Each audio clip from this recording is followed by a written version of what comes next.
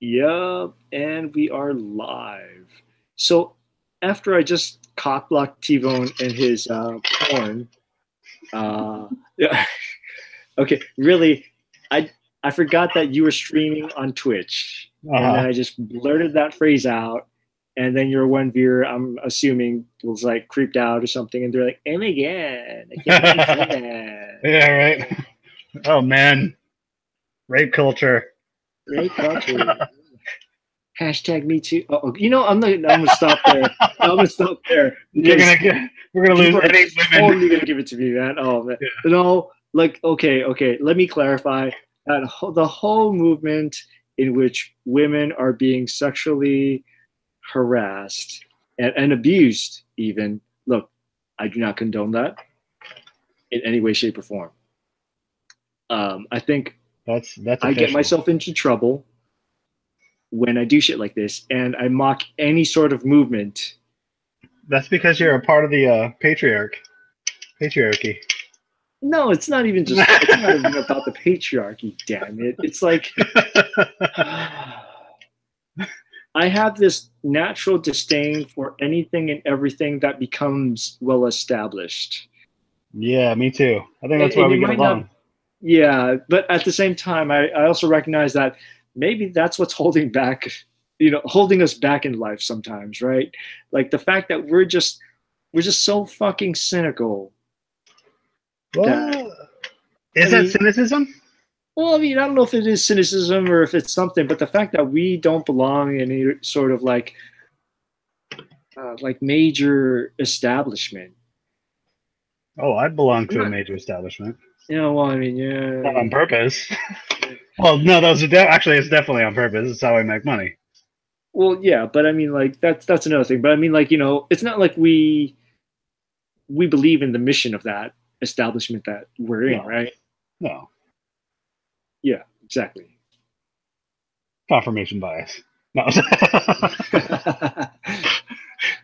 No, I definitely don't believe in the major mission there because that would seek to bring everyone under welfare and sign everyone up for tracking through your medical provider and whatever on else.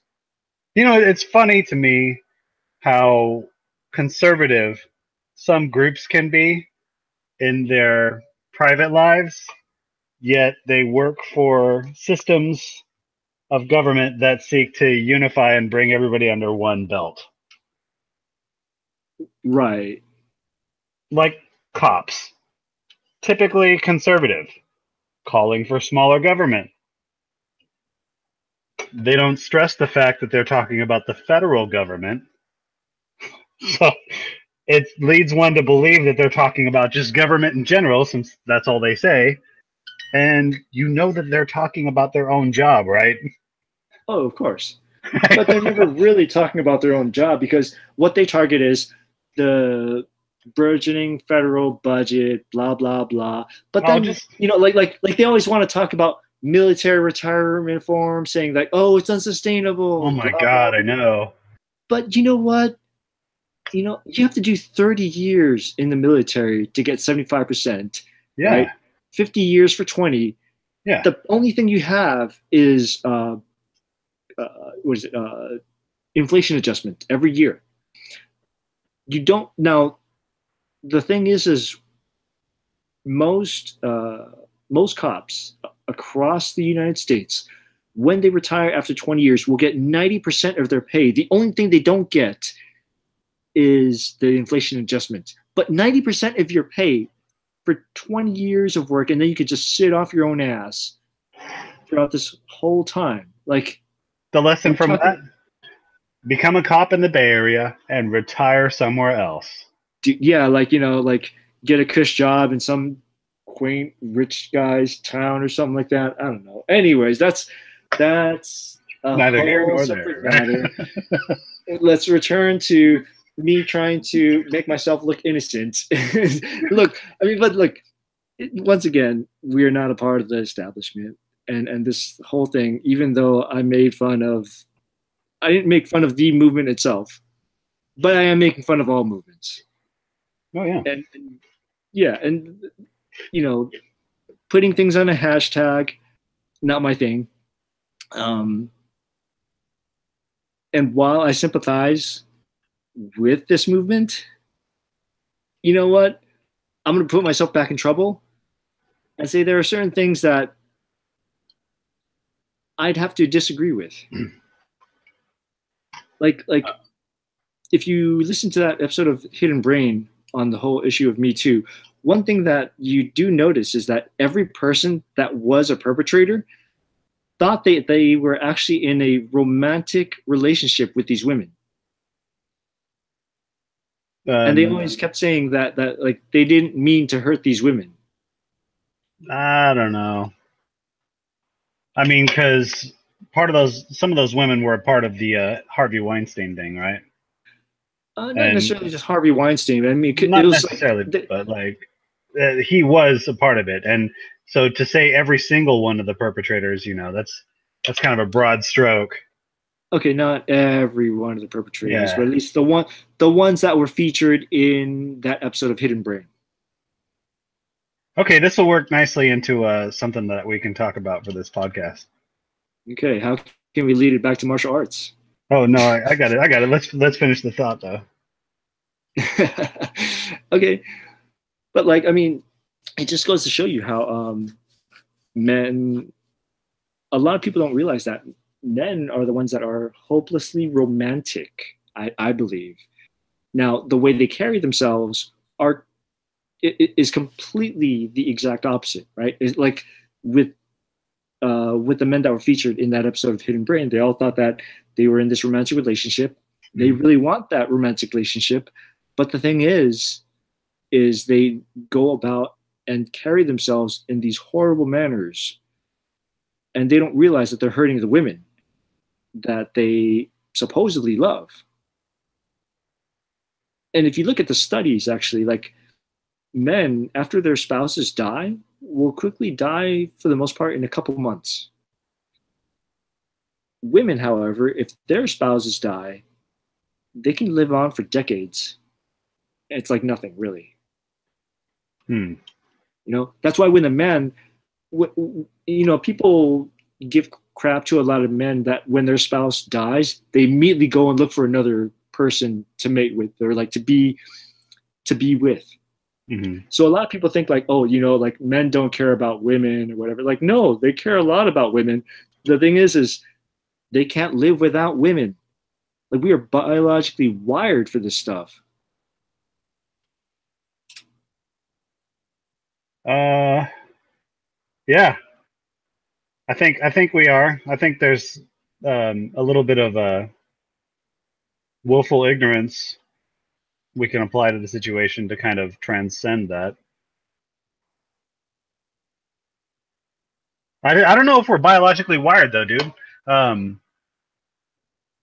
like the male lion going from pride to pride, seeking to become alpha.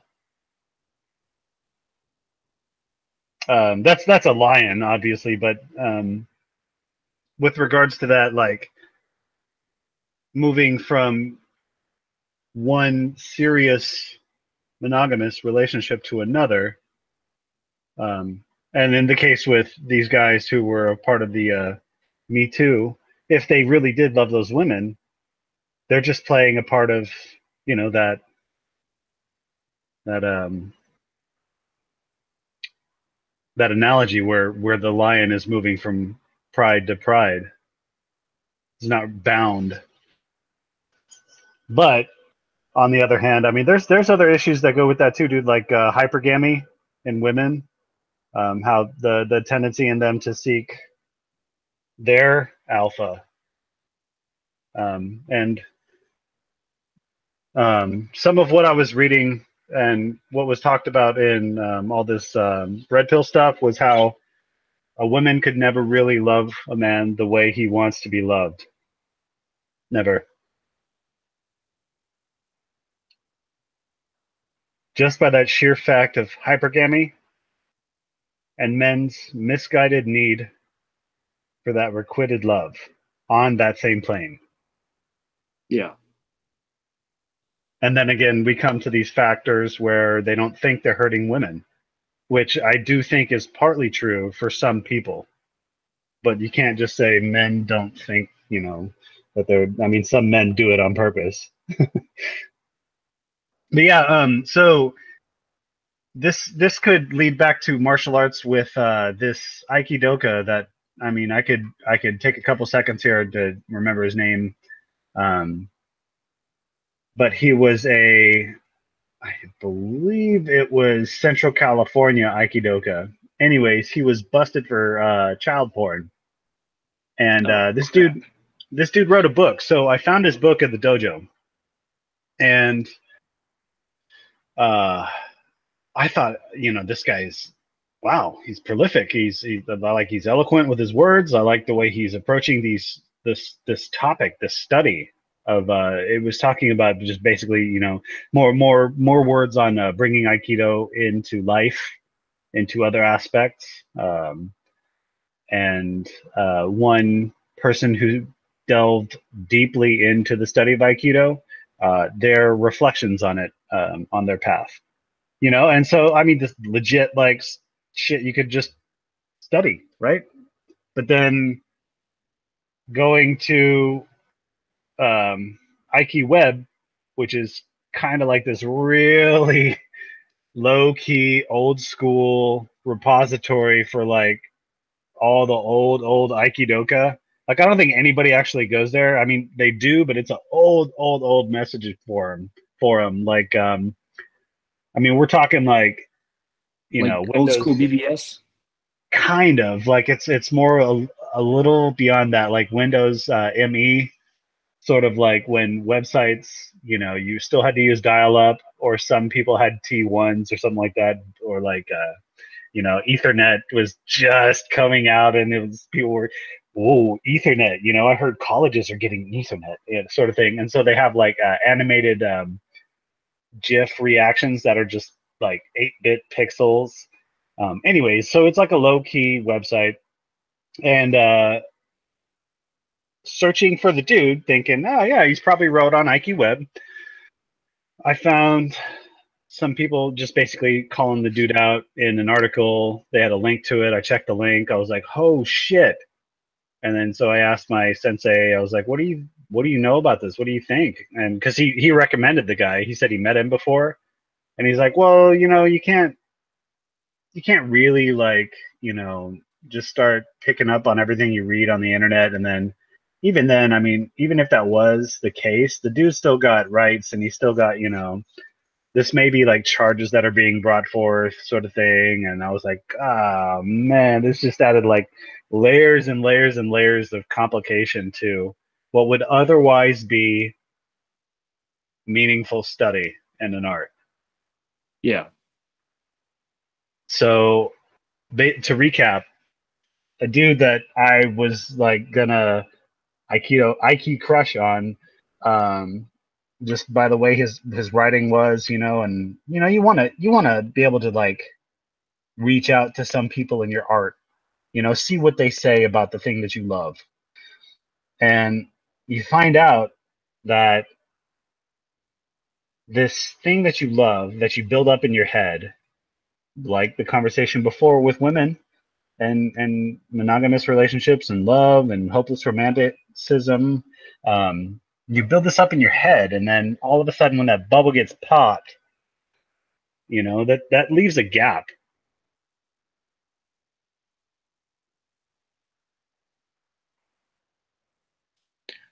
Huh. Well, I mean, it kind of goes back to that mysticism that we were talking about, right? Whether it's the mysticism you build about a supposed romantic relationship that really never existed, or it's the mysticism you build around a certain art, which is exactly what we should be attacking. And what we were talking about in our last podcast, the Xu Xiaodong fight against that supposed Tai Chi master and that supposed Wing Chun person. Mm-hmm. I mean, like the guy's going after fakes. We should be applauding him for what he's doing. Yeah, not attacking his choice of style for doing it, Yeah, but over there, it's about like, the fact that he attacked supposed traditional martial arts and You can't even blah call blah that blah. traditional because one dude made his style up. Whether he reverts back or not, he's still making up his own style. So, I mean, you know, I guess there's a fine line there with like hardline traditional martial artists. Like, at what point do you just stick to the dogma, the practical martial art, or can you branch out and create your own? Well, it's not even just that. I mean, like the choices of martial arts that you have out there is very limited when you have a bunch of crap and they perpetuate a lot of this like magical chi and like all this stuff. It's like, don't get me wrong, like the way I see chi with the people that I know now, I mean, I see it as like not this magical life force thing of some sort. Now, sometimes you can get people that still talk like that, but I see it as the ultimate use, like the ultimate understanding of biomechanics and the use of energy and the flow of movement. That's the way I see it. But the way it's explained by a bunch of these people, it's like, I mean, like you can shoot fireballs like it's Dragon Ball Z or something. And, as long as we stand in these positions with like faces as if we're constipated or something. I don't know. Dragon Ball Z. Jeez. Like, to be A honest, little I bit. found that cartoon very annoying. Yeah, yeah. Like Oh, most anime, once again, I find it once again, annoying. we shoot ourselves in the foot. Not Right? only did we anger the Oh women, God, I now know. we're Now, gonna now we're angering anime fans and the Dragon Ball fedora wearers. Z. We're sorry, furries and women. Okay, uh, to be honest, I'm sorry to the women, but not the anime fans, why? honestly. Why are you sorry to the women for saying something, right? Like we get to hear all the time, oh, the world without men would da da da da da, or we can do this without men, or ladies only, or Dude, I've heard worse, man. I've heard you worse. know, I've heard worse from both men and especially from women. I mean, like, calling me all sorts of names, like what, I'm not even gonna say them on this podcast at this point, but like, like the meanest shit out there. Like yeah, I've heard it. I mean, yeah, like, and like you could go ahead and just like bash their heads against the window or like throw them down the stairs or something. I mean, hey, I'd love mhm. to do that, but legal ramifications aside, I mean, like I probably would, but that's a whole nother situation, right? God, No, I okay, mean, like honestly, some of the worst perpetrators of sexism, it happens on both sides. I'm not gonna try and blame one sex over the other. It happens on both sides, but I think for certain people, they use that as a tactic, whether it's to bait you into doing something that, gaslighting, uh, yeah, gaslighting the other sex. You're crazy for not thinking that you are a part of the problem. That's their tactic. It's your mental deficiency for not seeing how you play a part of this. well, yes and Maybe it no. is. Maybe Well, it yes is. and no. I'll Well, embrace because like, stupidity. well, I mean, like, because then like there are certain behaviors that both sexes encourage and discourage, right? And it's supposed to promote a certain type of behavior that they want. It's kind of like how certain people, certain couples, once again, trying to leave out the sex, try to make the other person jealous because they themselves are really insecure about losing the other person. So they make the other person jealous and try to provoke a reaction out of them. So they can show like, oh no, they actually care about the person, right? Which is like some really, really twisted, stupid crap. But if you've been in those types of relationships, I mean, you know what I'm talking about. And I think in life, really, I mean, like some of our opponents that we fight, they're gonna throw those kind of fakes at us, right? I mean, now the moment I make that sort of analogy, it's kind of like, any person that like I get with is some sort of enemy that I have to battle with or something, and that should not be the case, right? But Yeah, but I that's the mean, thing. I think someone had said, love is the oh shit, sorry. So I think it's love is handing over the power. Uh, Love is handing over the power for someone else to kill you and trusting that they won't use that power. hmm.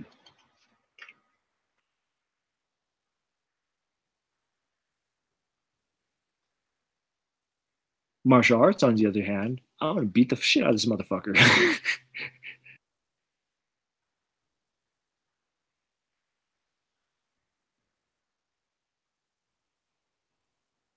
did I just lose you? No, no. I wanted to see if I could find. Oh, it's one of those unknown ones.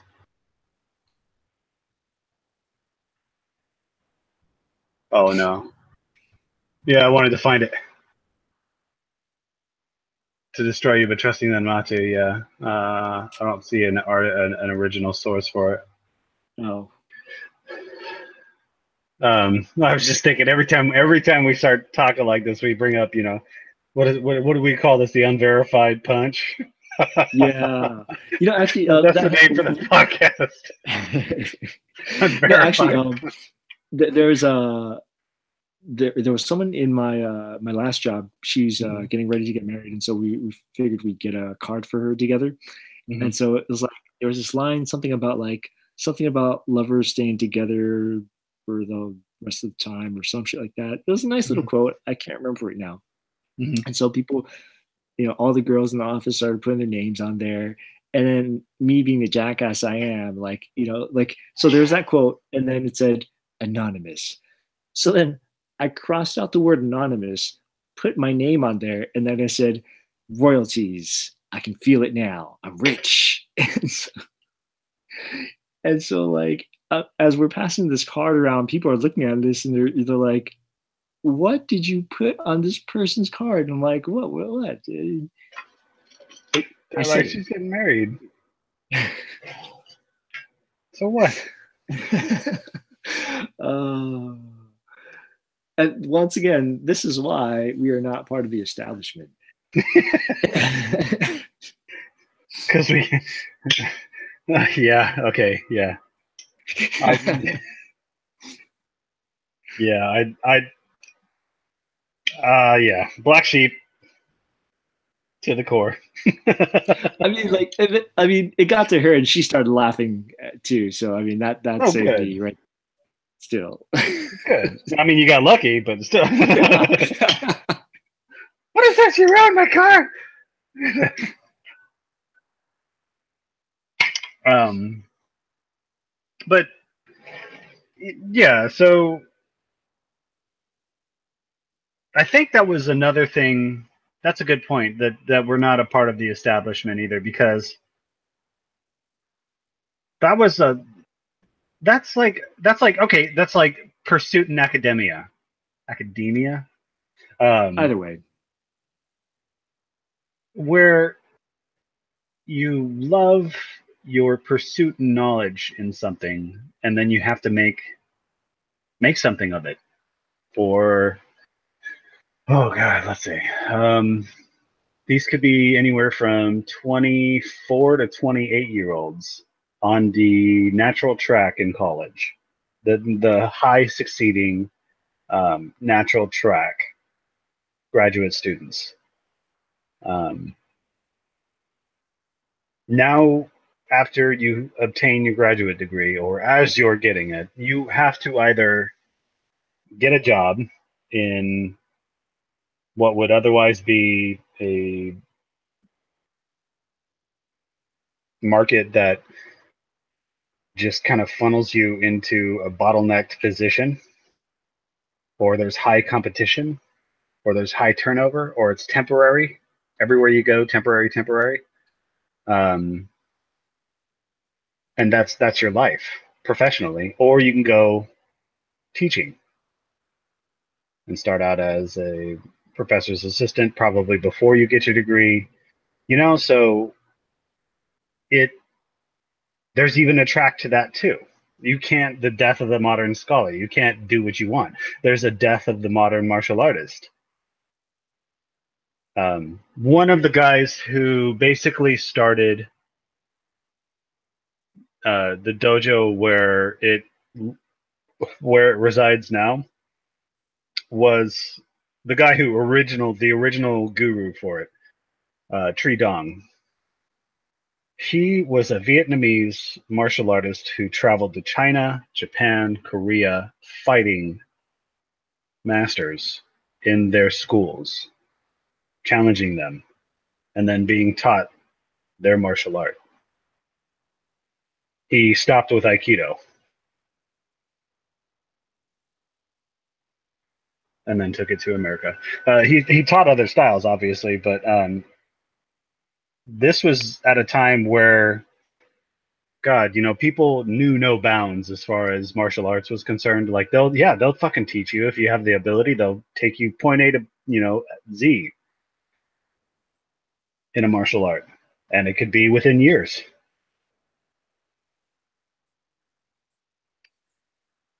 So, but to bring it back to what we were talking about, this guy was not a part of this whole, now you have to be a part of a federation. Now you have to, pay your yearly dues. Now you have to, once a year, your dojo has to make a presence at this yearly seminar at the headquarters for your federation, for your branch of the federation that you have to be a part of as a dojo to be recognized by the homeland. There's politics okay, and drama. No, there's always going to be politics. There's always going to be politics, even with what I notice here. I mean, like, our group is pissing off, like, aside from pissing off homeless people, it's also pissing off, like, like, these Tai Chi people always take up space in my park, like. So aside from pissing those guys off, no, we're pissing off like very notable people in different martial arts. And I do not want to name the types of martial arts or the names of the people involved, but they're pretty well notable if you're into those specific arts. Not going to name them. But there's all sorts of politics, and it's not even just like. It's internal and it's also external, right? Like in our group, you notice the different personalities and how they click. But then it's kind of like a family in that it's like, okay, so and so's like this. Just don't do those certain things to like push their buttons as best as you can. And it's like this raggedy old machine is a really crappy machine, but you're going to have to work with it because they're there. But you know how to push all the right knobs to get the damn thing working. Right? And so that's how it is, like, internally when you deal with people inside your organization. But then outside your organization, it's like, oh, man. It's so much more harder to do that. I think it's easier to do that in the organization than it is outside. Easier to adhere to those simple rules than it is to be outside of an organization? It's easier to put up with someone in your organization just for the fact that they are in your organization than it is to put up with someone who is outside of your organization. Okay. Well, no, okay, correction. No, those people that are outside of our organization were at one point part of our organization. But in any case, like, I'm straying away. So, but like even with, say, the politics of organizations, right? For instance, with a lot of Japanese martial arts, the thing that people like about them is that everything is standardized. There is a belt system. And even within the highest, system, the black belt system itself, there's like 9 different levels. right? So on the one hand, people would say like, oh, hey, it's very systematic. You know that everything is clear. There's no like, there's no space for human error, because everything is very much. It's like there's a system, and if you complete these tasks, it's then you can achieve the next level. It's very formulaic, right? Okay. So on the other end of the spectrum, then you have a lot of the other martial arts, uh, especially I would say that the Chinese martial arts, where it lends itself to the exact opposite of the spectrum, where on the other hand, you don't have that sort of rigidity, but you do have um, a lot of fakes, which is exactly why you have a person like Xu Xiaodong coming from the outside, coming and attacking the established hocus pocus forms of martial arts. And he's not even going out after like specific forms. He's going after specific people. Right. Well, an idea, really. I mean, because those people are just basically representing a flaw, a leak in source. Yeah, but they're representing a flaw, but at the same time, because there is that lack of rigidity, that Uh-huh. lack of a peer validation system, then it lends itself to a lot of crap just festering out there. Like, why is it that Tai Chi is now known as a physical activity that old people do? Like, no, Tai Chi was really a thing that was used like to fight, but years and years down the road, now it's just something old people do. Hmm. And it continues to be this way because people allow it to fester. People allow it to just decay. I mean, there are real Tai Chi masters that are out there, but the reason why um, they can't show their stuff is also because it goes against certain principles that they have. So then, when you don't show any of that stuff, like if you don't have any students or disciples that go out into MMA fights and prove their system, then it's going to decay. And that's the thing. Like even Wing Chun, to a certain extent, is kind of facing that same situation if you think about it. Like back in the days, like Yip Man would tell his students like, "Hey, go out and like go fight other people." And then the students would be like, "Oh yeah, yeah, hey," and I did this one move from Choi Lei Fut, and so they couldn't like really figure out like which school they were part of, and then you want to be like, "Okay, good, good." As long as they don't figure out like who we are or what we are, we're good. Like as long as we're untraceable, when he Hmm. would actually encourage his people to go out there and fight other systems to make sure that they actually learned and understand what they were taught. Hmm. Yeah, so I mean, like Wing Chun was a system that was forged in the how's it put again? It's forged in the iron of battle or whatever the hell that term is. Anyways, you get the idea. Right. Yeah, but I mean, nowadays people that learn Wing Chun, admittedly, I myself included,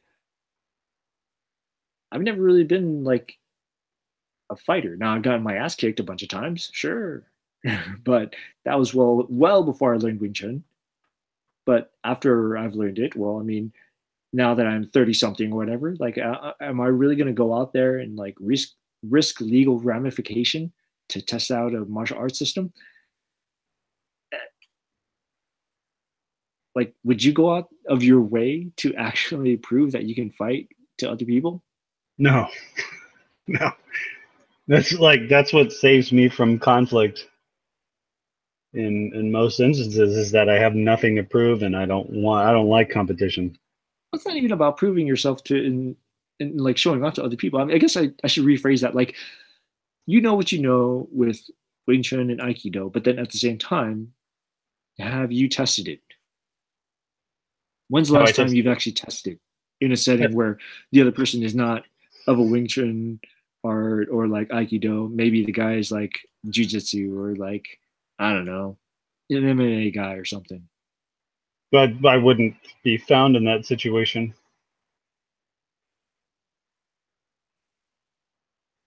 First off, that wouldn't be Aikido if I was in a situation like that. Because anytime I would go to demonstrate based on the tenets of Sensei in that regard, to put it in a light where it's being used as a competition, a competitive aspect.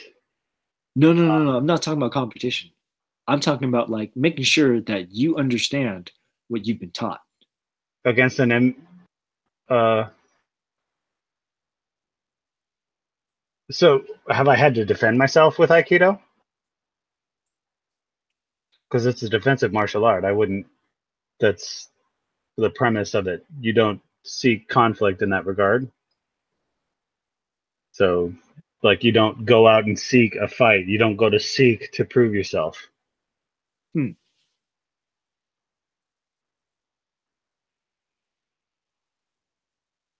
Once you do, you're stepping outside of Aikido. You're not. The moves you're going to do are a reaction to a goad. You're goading your opponent into attacking you. Yeah, but it's no different than say throwing a fake, right? Like, But yeah, that's a move in Aikido, an atemi. well, there you go. But that's like if someone was coming at you, and atemi would be like, "Here comes a punch." Just kidding. Oh, you just gave me your arm, and now you're on the ground. Like, um, it's it's a move to kind of throw somebody off their balance, or at least shock them out of that that rage. You know, psych them out, get them off track. It's a psychological thing. It's not so like some there's differing schools where some say you do punches. There is an Aikido punch.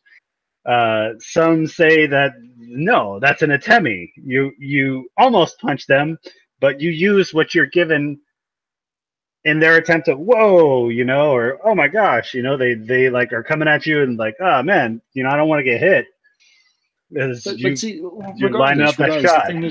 thing is that the moment we stop testing these arts, it is hard to validate whether or not we actually understand the principles that are underlying from what we were being taught, right? And then this down the road will lead to misguided information that isn't taught correctly. That sounds And like that allows crap to fester.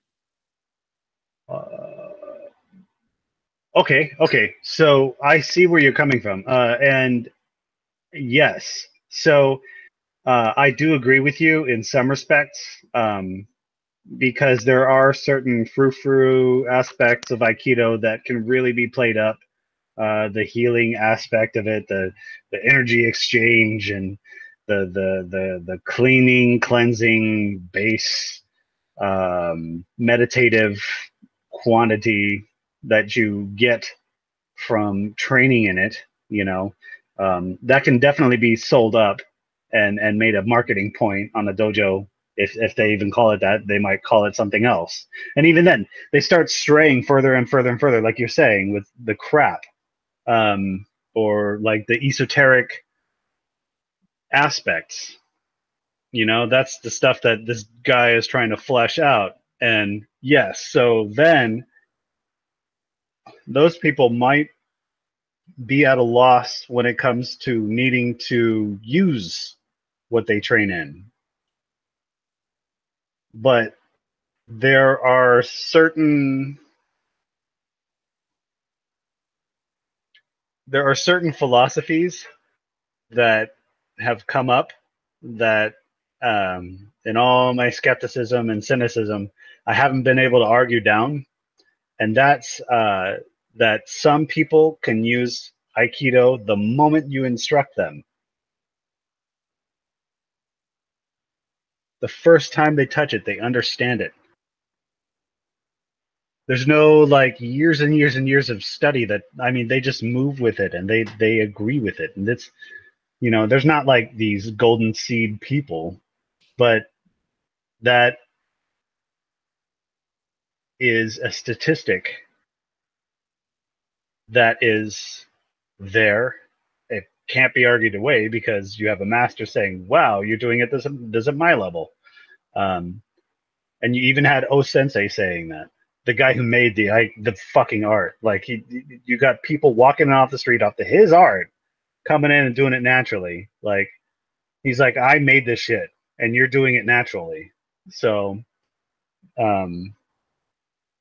you know, that's something that I can't really like get around. So in essence, what I'm saying is there are certain inexplicable aspects.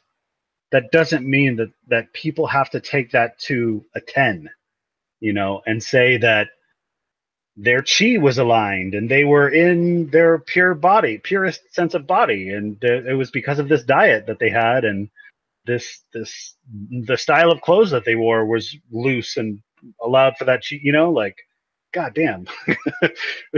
You're taking it way to an extreme here. I mean, this is just simple, like somebody figured it out right away. So with that,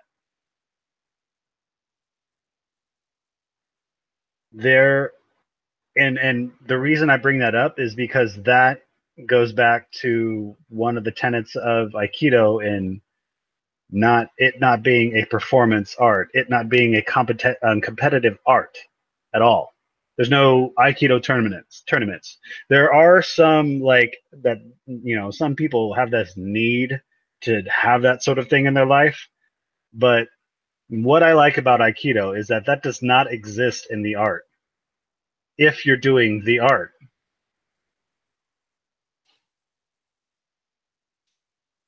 that's what I like about it. It's a place away from fucking men and their need to destroy shit and be competitive and fucking body and women and like their need to segregate and identify weakness and seek alpha. and coddle the weakest sides of you to expose a gentle aspect, yet that's exposing weakness. You know, like there's a lot, like I'm getting myself in hot water here, but there's a lot of aspects that go with this disdain for an indelible need in all of us to compete, to show, to demonstrate how hard can I break boards? You know, how many boards can I break? Why the fuck does that matter? To study. There's certain people who may have a be the squeaky wheel that gets the grease when it comes to this art didn't work for me, but then I started training in this art and that worked better. There's a lot of factors that are not being looked at, and one, the largest one, is the state of their body. Okay, I think that's another topic that we can actually debate for the next time. Yeah. So for now, let's end it here. Okay. All right.